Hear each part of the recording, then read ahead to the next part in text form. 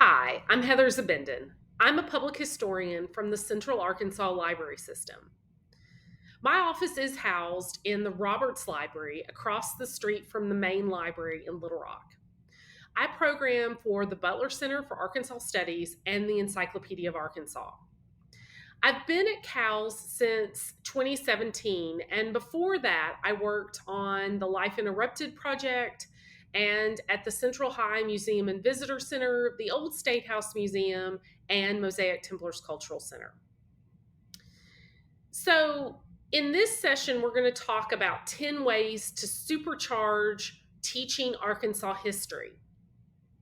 But I want you to take this opportunity to tell us what you would like to see from the Butler Center for Arkansas Studies, the Roberts Library, and the Encyclopedia of Arkansas. How can we help you teach Arkansas history, geography, economics, and government better?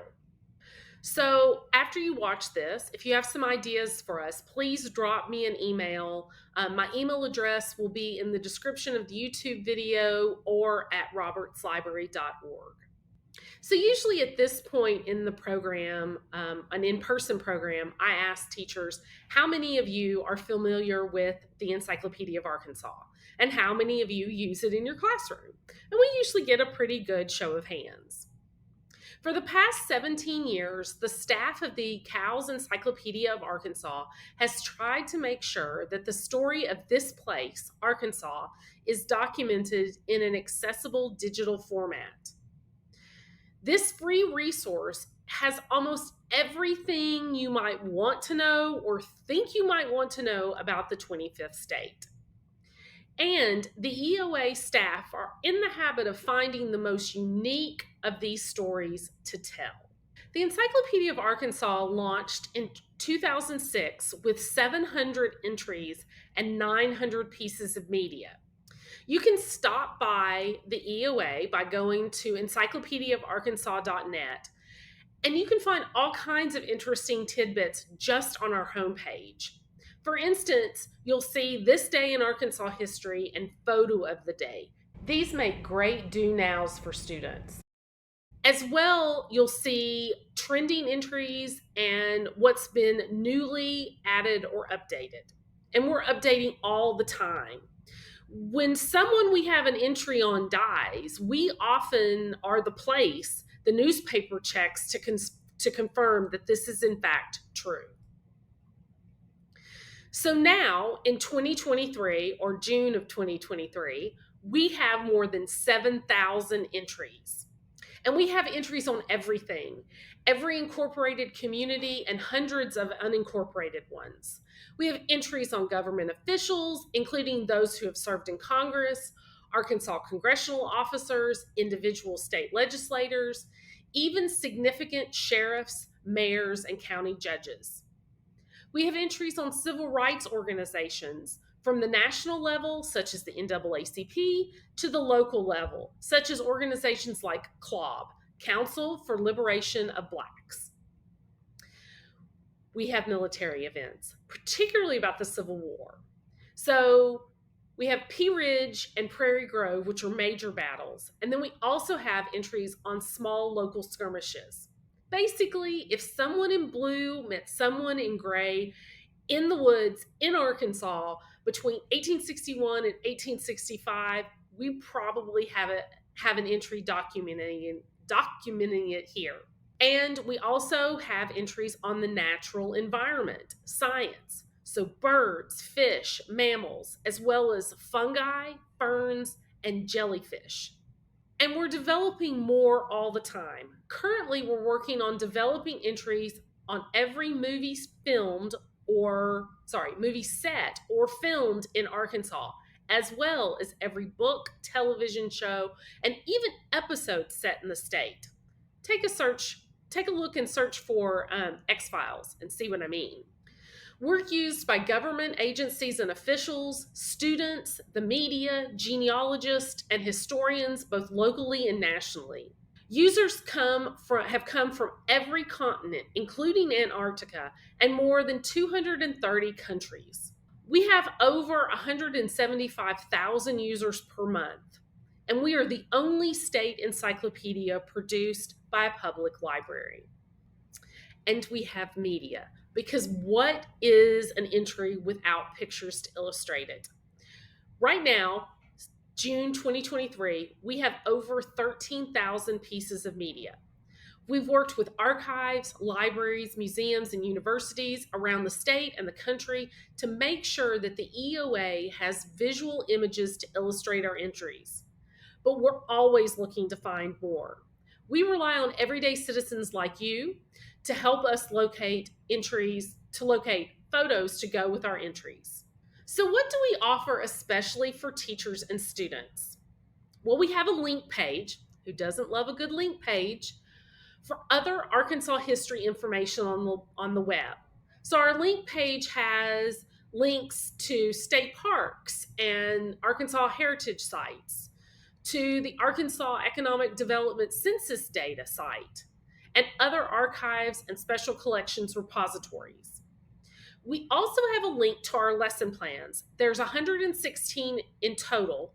They're not updated to the most recent standards, but they're awesome nonetheless. And the Arkansas Department of Education, uses the time periods that we use here at the EOA as their time periods for social studies. So everything dovetails nicely. Okay, so now to supercharging.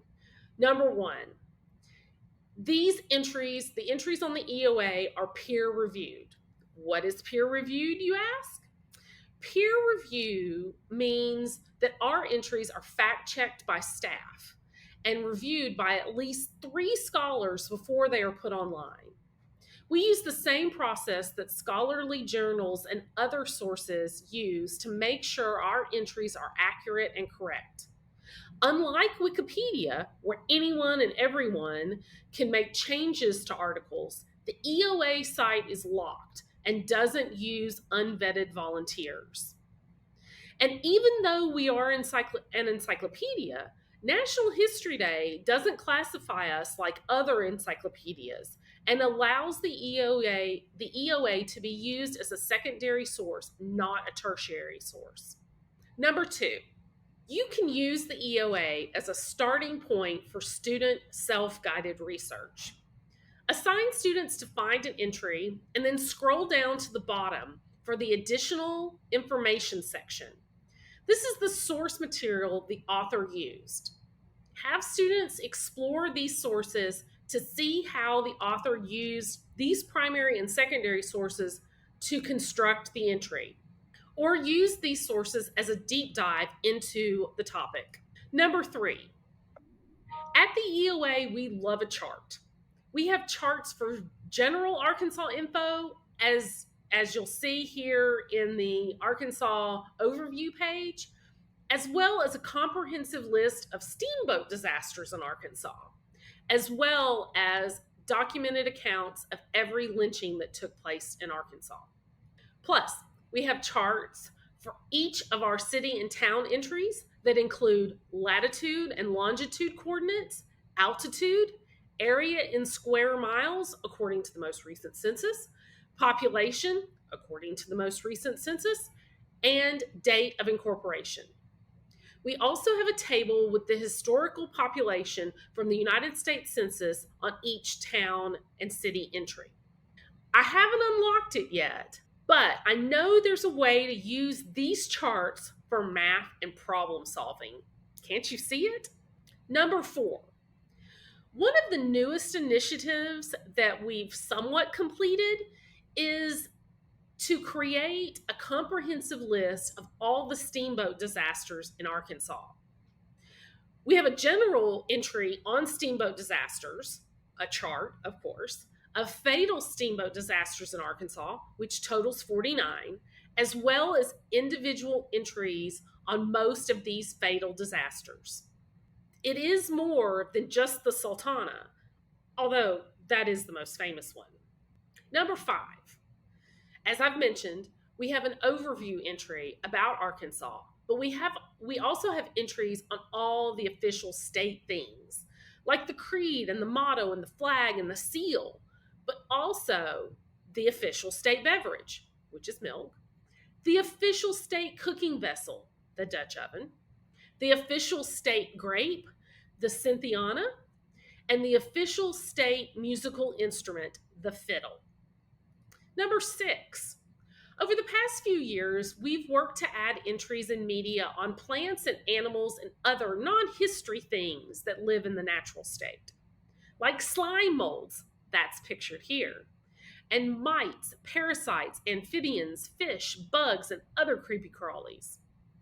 Specific to South Arkansas and natural resources, we've got bauxite, bromide, aluminum, and oil. All of these things have been important to this region economically, culturally, and socially.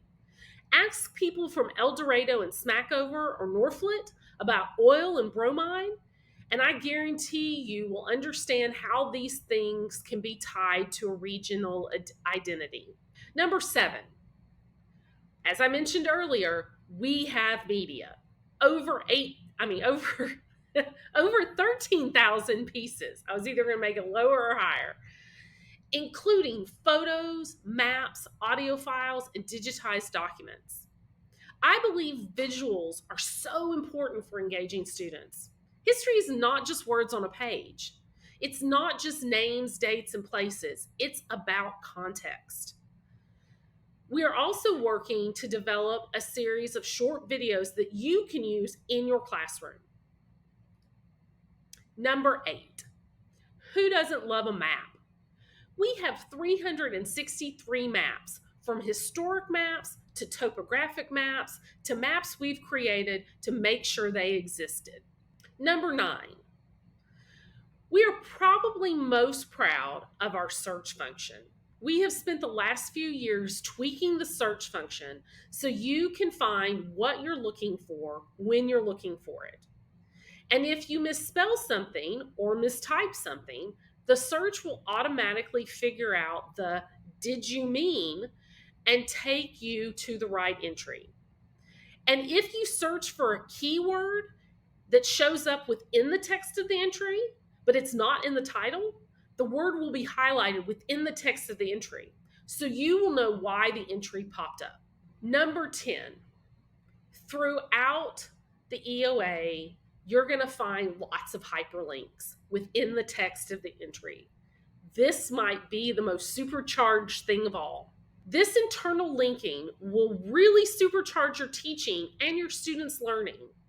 This entry is our Arkansas overview entry, and in the first 3 paragraphs, I count 15 links to other entries within the EOA. If you come to this entry and find out about Arkansas in general, but you're sparked by the name Hernando de Soto, and then click on his name, and the link will take you to the entry on the Spanish Explorer. Isn't that cool?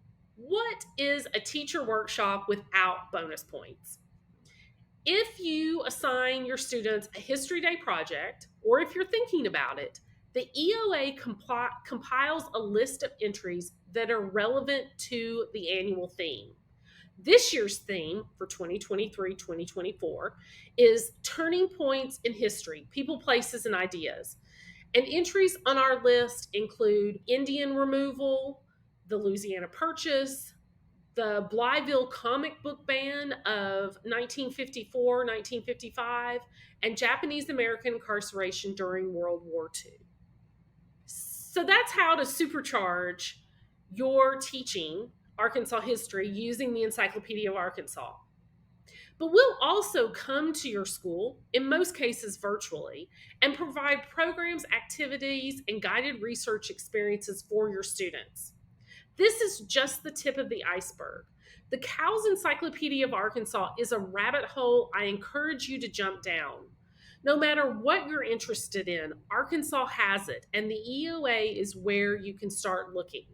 Please feel free to email me any questions you might have. My email address is linked in the description if you're watching this on YouTube, or if you have found this presentation on the robertslibrary.org website, it will be on the Contact Us page. Thanks, and have a great day.